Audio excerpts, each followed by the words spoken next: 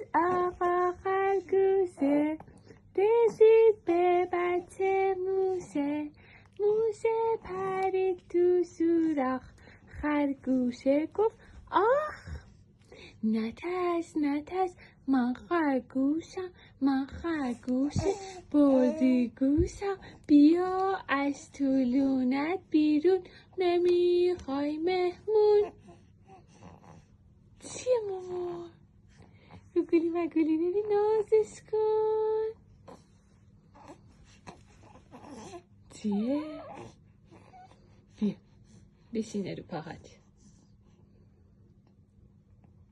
دوستش داری؟ دلا؟ عروسک تو دوست داری دخترم؟ بیا بغلش کن، بغلش کن، بغلش کن.